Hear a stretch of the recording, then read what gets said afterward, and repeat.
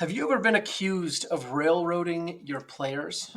Do you dream of tabletop group that treats you and your fantasy world like a real world? Both of these questions deal with player agency, which for some people is a very important topic, but that brings up the most obvious follow-up question, which is it just an illusion? Welcome back to How to Be a Better DM. This is the show that has been helping dungeon masters, new and old, for over 150 episodes, find new, faster, and easier ways to reach more fulfilling storytelling. And today, I'm your host, Justin Lewis, joined here with Caden and Tanner. Go ahead Hi. and say hi. Yeah. What's up? And we are going to talk about player agency and everything that talks about and deals with.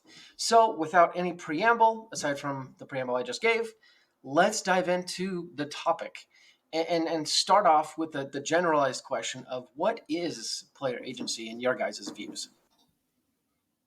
I'll get started with that. In my mind, we're playing an RPG, like a creative game.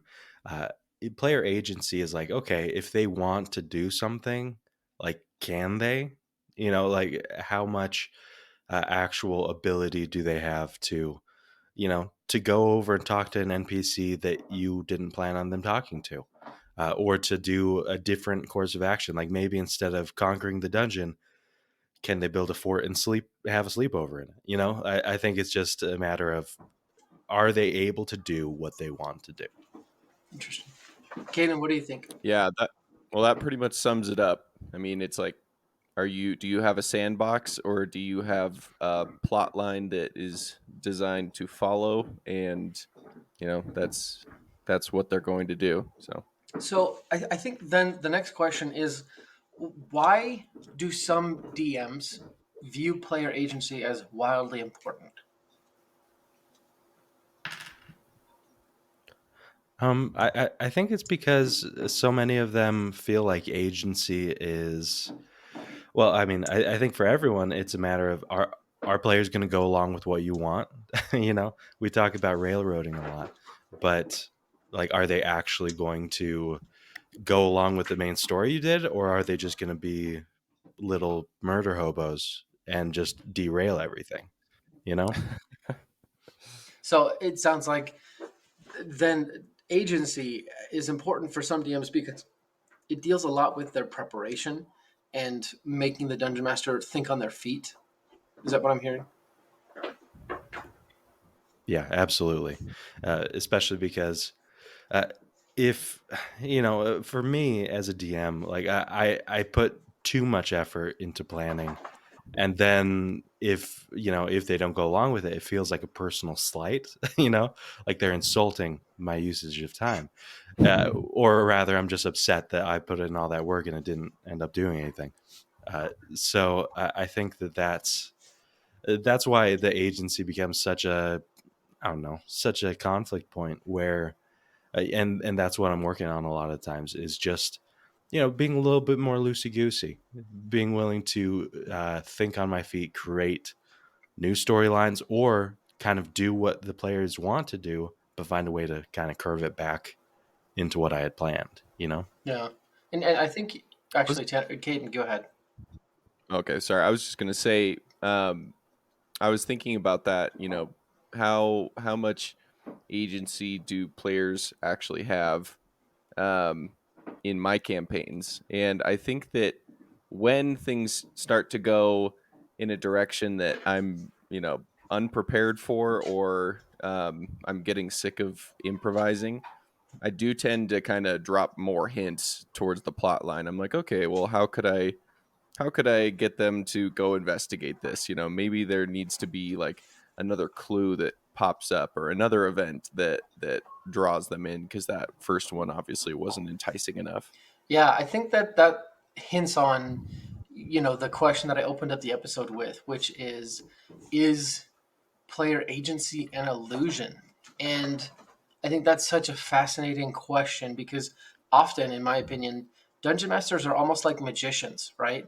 Where we let the players think, but we orchestrate it in a way so they think what we want them to think, right? Um, but this goes back to what Tanner mentioned, which is the players doing what the players want to do, right? And we're all people, and I think we all want to do what we want to do, right? Because we have wants. So we know that player agency is somewhat important, and we're going to tackle the question of is it an illusion later on, but for the players to feel like there's player agency, what elements do you think need to be present for that to take place?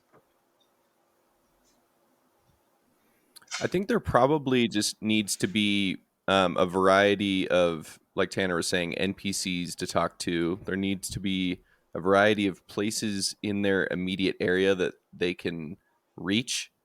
Um, there just needs to be wherever they're going. It needs to be auto populating. Like on Minecraft. That feel like, to me, that would feel like agency. You wander into a random camp, and there's no way the dungeon master could have prepared for it, and you're speaking with somebody, and there's an entirely new plot line that's forming. Yeah.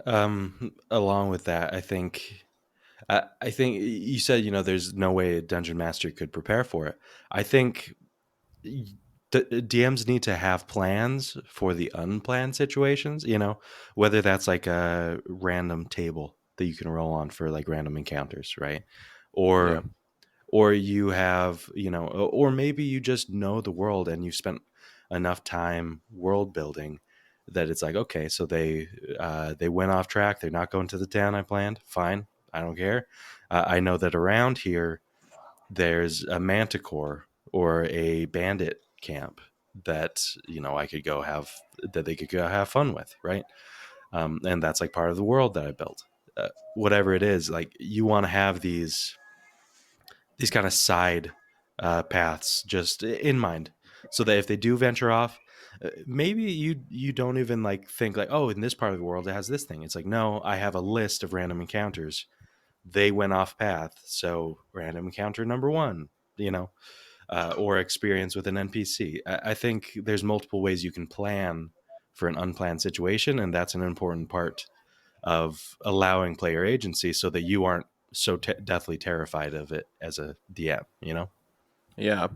I was just watching Pirates of the Caribbean with my wife, and it got me thinking how many rumors they're dropping during that entire, first and second movie. And I realized that's something that's lacking in my campaign that really helps with that. It's, if you're going somewhere and these NPCs are dropping rumors, that adds to the overall story so much without even necessarily needing an encounter or different things. Um, it can, I guess that could be another way to kind of like help refocus players when needed. Yeah, and Yeah. I really liked what you said, Caden, about Minecraft, because it goes in line very much with what Tanner said, right? Um, in Minecraft, if you haven't played before, you wander in one direction until you find something that you're looking for, right? So sometimes it's a village, and you know that villages are going to populate, right? The kind of the generic cookie cutter village are going to populate. So to Tanner's point, you can absolutely take even plot related encounters and be like, oh, that was going to be in the other direction, but oh, it just so happens that you run into it, and you can still choose what you want to do. But I also like what you said there, Caden, about the rumors, because both of those elements kind of go back to world building, right? If your world feels real, then your players will naturally feel like they can do anything they want in it. If they hear rumors of something major going on, they're going to be like, wow, this is probably going to affect us regardless of what we do. And I think that leads into the next question of kind of the flip side of player agency. How do you handle consequences, or how dungeon masters might define consequences? I think that I think it's important to understand your players with consequences, right? Because there are times when your players absolutely realize they're pushing the boundaries and that they're doing something ridiculous. And when that happens, like you kind of need to decide like, oh, were they just trying to have fun? And not just them wanting to like just exploit this world. Then in that case, maybe you're lighter with the consequences. Maybe you don't even focus that much on the consequences, and you just keep like, oh, this whole domino effect that you caused, just kind of a funny situation. Like, oh, isn't that hilarious? Now you're gone. Other times, like they turned the whole town against them, and it's a town where you're like, the players were really acting kind of egregiously here. Like in cases like that, it's okay for them to end up in the stocks, to maybe even die. Like I think it really depends on what you can tell of your player's intention as well, right? That response was really thought provoking for me personally. I think so. First of all, good job, Tanner. But um, like just when you said, think about when the like, are the players just having fun? And I think that can color your whole perspective when you DM and give your players consequences. So kind of an example here of my own personal campaign. And Caden, you're probably going to get a laugh at this, but um, my party was in the astral sea, and they were on a planet, and they were trying to get back to the material plane, which in my universe was planets. Right, it was a planet that they were trying to fly to. It was kind of mixing sci-fi and fantasy. So essentially, uh, through a mix of their ingenuity and my lack of capability as a DM, they were able to con a hard money lender out of, I think it was 70,000 gold pieces, something like that. It was. Yeah. Um, pretty large sum. And in hindsight, there were a lot of things that I didn't do right. Just thinking from a sci-fi perspective, like naturally they would have safeguards and things like that. However, um, that particular evening, I was quite frustrated with myself, right? And I felt like a not great DM. But I after hearing your response, Tanner, I think here's what I should have done. For one, obviously my party did want to go back to the material plane. They said they were kind of done with the astral plane. But two, they got a cool ship. Like they used the money to buy a spaceship essentially, which is cool, right? Yeah. Um, what I should have done was allowed them to keep the spaceship, right? And they did. They Yeah. did. Well, Ken, you'll probably have color commentary on this, but they were able to keep the spaceship, but naturally a debt collector agency came to try and collect on the ship, and that forced them to lose the ship. But what might have been more fun would have been to let them get back to the material plane, and then keep them being hounded by this debt collection agency over a long period of time, and sort of almost make it like, I don't know, like a criminal organization, crime boss type thing, where Jabba the Hutt's always going after Han Solo, and it's just kind of a Mm. recurrent theme where they could come up with new schemes to pay off the money, or they could do lots of more things, because it seemed like revolving around this, they had a lot more fun. Whereas me, I was like, oh yeah, natural consequence. They're going to come and get the money as much as possible, as soon as possible. So that was one example of what I'm saying. So then I think what it comes down to is probably just what it always comes down to. Does this add to the overall story? Is this more interesting because of this, this new plot line that I'm introducing? Absolutely, and I think even more than that, right? Is it more fulfilling, right? Or does it have opportunity to become more fulfilling? Because I think one of the natural tendencies of dungeon masters is to allow the deviance from the main plot line, but then close it off as soon as they see an opening, and they're like, yeah, that was fun, but let's get back to important business, rather than kind of seeing where it's going to take them. Hmm. Yeah. So like categorizing it as a side Yeah, quest. almost even like a side story arc. Yeah. And I think that players, like, they have different kind of motivations to get into different stuff. And if you realize that, then you'll kind of realize, oh, is this a side tangent that just frankly is only going to derail everything? If a player wants to start, a side business in the game, that's not necessarily a bad thing, right?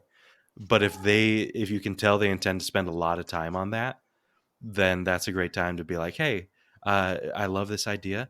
Let's between sessions talk about how you're doing this in the background, and then we can just touch on it as we go through the adventure. Uh, and other times it's the players just trying to get as many benefits as they can. Like I think the gold piece one, like stealing the 70,000 gold pieces, you could have gone either way with that, right? Because obviously the players were like, oh, we saw this opportunity, let's have fun with it. There are going to be other players who look at that same thing and are like, their min-maxy kind of mindset gets in, which isn't always bad, right? But when that happens, sometimes you need to curb it and be like, no, you can't just get all the benefits. But on the other hand, sometimes they're just mostly focused on like, oh, this is a fun situation where we can take advantage. And you need to kind of play in that space too if they're in that mindset. Yeah, it kind of, I guess it kind of depends on how much time you have to, spend on DMing, right? Because if you don't have those time or that time in between sessions to go through those, you know, less important plot points, then maybe you really do need to kind of, uh, I guess, railroad a lot more. Psst. Hey, shh. Psst. Come here. Yeah. Listen, I have a secret to tell you. I recorded the first few sections of a Dungeon Master course, and I'm giving out the first video for free. If you go to sessionzerostudios.com/video-courses, you can get the first video for free. And if you want to, you can sign up and get the rest of the course. We're actually going to add to the course on a monthly basis. But the reason why I'm whispering is because Caden and Tanner, my co-hosts for the show, they don't know that this is happening, right? This is a completely experimental situation. So if you could keep it secret from them, like this is 100% true, they don't know this is happening. Again, this is sort of an experiment, seeing if you guys actually want this. So go sessionzerostudios.com/video-courses. It's the first section of the Dungeon Master course, and there's more sections to come if you sign up, but you can get that first video for free. Again, sessionzerostudios.com/video-courses. Don't tell Caden and Tanner. I'm curious. I was just thinking about like our live play show. How much do you think agency plays a role in that? And do you think that it's important for you guys personally?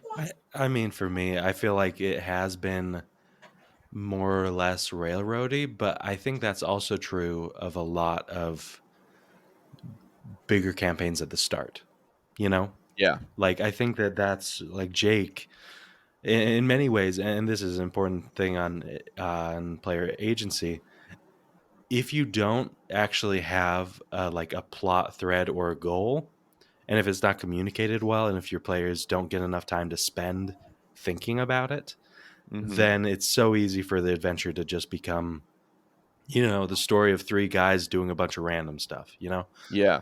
and now it can instead be the story of three guys trying to combat the lethargy or free themselves from debt slavery, while also doing fun side stuff, of course. But you have to at least have that through thread of the main plot, and sometimes you get that by just like hammering it in. Other times people like start out with a more loosey-goosey thread of like, oh, you're doing a bunch of random stuff, and then they kind of work it in like the main plot, like they weave it into everything, and then eventually you come to that. There's multiple ways to do it. Yeah. I also think that I'm of the opinion that railroading isn't bad. And I know that sounds really bad, but if you've ever hosted a one shot, you know that you got to railroad, right? You got to, like, you have a story that you've prepared, and unless everyone just wants to kind of futz around the whole session, then you as the DM need to take them through that interesting story. And I think the same thing is true for timed sessions. I listened to a podcast where it talked about this, and if you have only a limited amount of time as the DM, you need to get them through what you've prepared or find some other plot that is salient and important to the players. But I think as it regards to our actual play show, spoiler alert, I think it's actually a really interesting use of railroading because from the start, the players start in hell, right? A place where your choices are limited naturally. And I think Mm-hmm. this maybe we can talk about in a sec how circumstance limits your choice and how DMs can use that. But um, as far as I'm concerned, I feel like the main theme of the story so far is three guys who are kind of on this conveyor belt that they don't have control of, and they're trying to figure Mm-hmm. out a way to get off it, right? Like they Yeah. almost have so little control, and at every juncture, we're just sitting there thinking, like, how do we get out of this? And I think that's almost interesting because we're forced to exist within these circumstances, doing everything we can to get out of them, which is pretty common in life. Like I think a lot of people can relate to that. Yeah, and this is kind of what I was thinking about is that we are in the actual play show, we're like very we're on like a very guided story, but we throw Jake so many curveballs, I feel like. And there were so many times that I was just amazed at how things turned out, because it it felt like there was a very clear direction things were going, and they did not go in the way I was anticipating.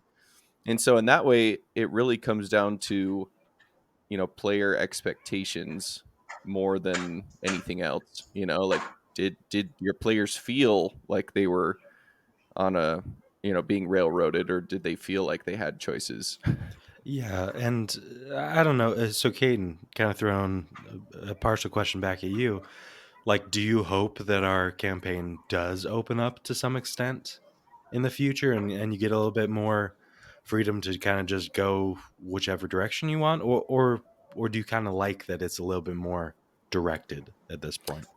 Well, that's what I was, that's why I'm like intrigued by this, is because I'm really enjoying the plot. I really feel like we're writing an interesting book, Yeah.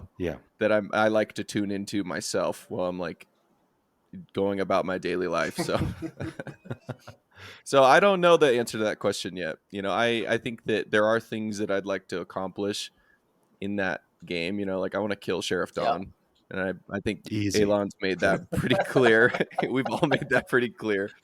So I don't know.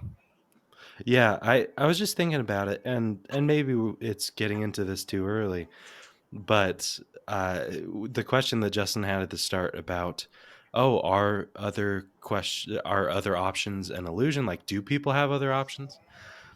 I think that in many ways, like you think about life, like think about people that you know. As much as we like to believe, especially in the US, like, oh, anyone can be whatever they want to be. It's like, yeah, but what are they usually? They're usually what, their parents or their friends have been. They're Mm-hmm. usually like even people who kind of wildly meander off of what most of the people in their life do. It's because they knew someone who kind of mentored them in that way or told them, hey, this is a possibility. Yeah. And I think when you think about choices that your players do, a lot of it shows like it's less about the players not listening, and it's more about how did you present the choices, like which like was the main choice that you were presenting actually interesting? Because I know a lot of players who, the moment that a DM isn't like railroading them, they just try and do anything other than the main story. Mm, and to some extent that shows that they weren't as as enthralled by the idea of the main plot, right? yeah. And they're looking for something else to do. And so in many ways it's like, yeah, I think there is an element of like, hey, these a lot of choices are, it's less about what do the players want to do, and it's more about how did you present the options. I I Yeah. think honestly, um, so I often view D&D as sort of like how do I say this? Like if you can imagine like a wave form, how as it's moving from left to right, it expands and then it contracts and it kind of pinches together. I see D&D and player choice very similar. So there are instances where the player choices are pretty ample, right? You have a vast amount, and then there are kind of these junction points where you have to do something, right? Like when you enter a dungeon, you can't just steal something from someone because there's no one there to steal. So I think a lot of the choices that are available to dungeon players or D&D players, uh, sorry, that was the opposite of dungeon masters. Um, Dungeon yeah, players. I think a lot of the choices are dictated by circumstances. And even thinking about our actual play show, I think Jake does a pretty good job of letting us have free agency within the circumstances. So in episode 3, again, spoiler alert, we literally fall from the sky into the ocean. And as we're falling, he says, "What do you do?" And we're like, "Well, there's not much you can do. We don't have parachutes. We have nothing.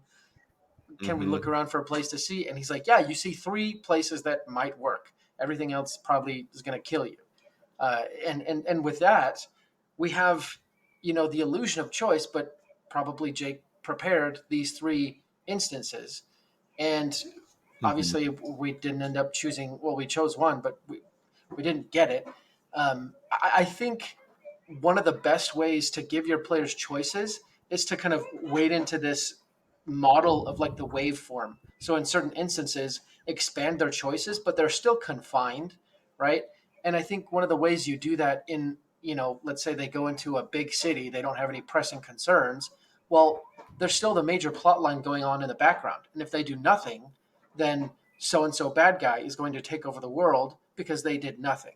And I think using those circumstances, not in a pushy way, but in just a simple logical way of, yeah, it took this much amount of time, you can sort of get your players to react to the main plot line and hopefully keep it interesting.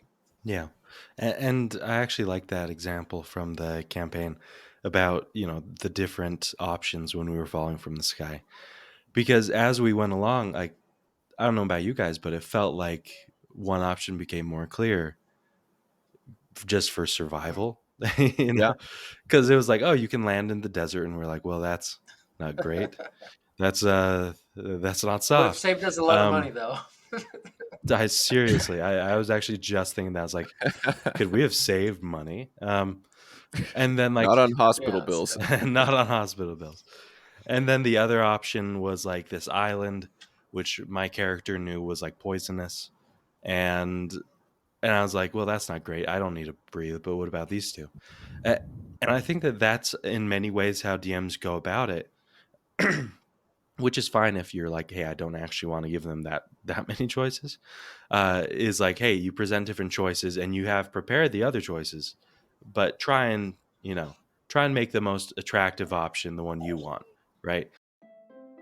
Do you love these podcast episodes but aren't always able to listen to them? Do you learn better reading information rather than listening to it? Here's what you can do. Go to sessionzerostudios.com/newsletter. Sign up for our weekly newsletter. You'll get tips and tricks sent directly to your inbox in written format that you can read and reference whenever you want. You'll get tips that we don't share on the podcast and bonus techniques that, frankly, no one has ever heard before. Again, sessionzerostudios.com/newsletter and get those free tips and techniques right to your inbox every week.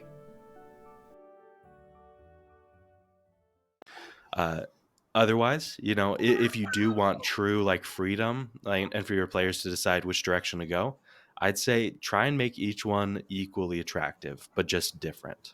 Because otherwise, like players, unless they're very loose, like whimsical, they'll go with whatever keeps them the most safe, right? That's Mm. like rather than going into a new room like guns blazing, they'll do 1,000 perception checks to see if there's a trap, right? And that's, you just have to keep that in mind when you're presenting options, that like, hey, they're going to be very cautious. So if I really want them to consider certain options, I've got to present it as like a walk through a park, just super Mhm. easy, not dangerous, or all of them equally dangerous. either or. Yeah, I love that. Um, Unfortunately, we're coming to the end of our time today, so I'm going to give each of us one last bit of a final tip when it regards to players agency. But before we do that, and while you guys are thinking, let me just explain. Listener, we want to try an experiment, right? So we want to give you the chance to speak up and give out your experience on this show. So if you want to, if you have a tip for dungeon masters or players to make the game better, you can go to SpeakPipe. Dang, I had one chance and I messed it up. Go to speakpipe.com/better dungeon master. That's one word. Okay, speakpipe.com/better dungeon master. It's going to be in the show notes. You can just record a short audio of yourself giving your tip. Make sure to leave your name so we know who you are. And if you want us to tag you when we share this on Instagram, leave your Instagram as well. But that way you can join the show, become a part of it, and share the expertise, because naturally we're not the only people who know what we're talking about. You also have a lot to share. Now, Tanner, Caden, and myself, who wants to go first in sharing your last bit of advice? Well, before we go into Yes. advice, I wonder, this has been fun for me to talk about, and I wonder if listeners would enjoy a part 2 to this, because I think that there's a lot more that we could talk about. So, also send feedback and let us know whether you'd like a part 2. Very good. I guess I'll start because, and we didn't really touch on this because we ran out of time, but I think it's important to have players be aware of their own characters' goals and motivations. I think because I was talking about like, hey, you need to know the player's mindset when you react to them kind of going off path, right? In many ways, the players themselves need to be aware of their characters' goals and motivations, and then you can actually keep them more accountable. And I think any element of player choice, it's like it gets easy to treat these characters like just like random husks with the players inside of it. And then it gets easy to be like, oh, it's just players being players. It was like, oh, of course they did them. They murdered another NPC, but it's like, no, would their character have murdered an NPC just randomly? And if you make it so that the players need to know that about their characters, then of course you can keep them more accountable for certain crazy choices, right? So when you say murdered an NPC, you're not talking about, I don't know, any blonde-haired sea elf that has an ant-headed friend who asked him to murder some, voiceless person, right? You're not talking about that. Oh no, he had it coming. It was good. Glad you think so. Awesome. What about you, Caden? I think that my last bit of advice from this episode is just, talk to your players and understand their expectations for the campaign. Or, you might just have a pretty good idea already if they're friends, if everyone's getting together just for the camaraderie and for the fun, and this is a social thing, then, you might shape your campaign and your storylines differently than you would if everybody is really interested in a good story.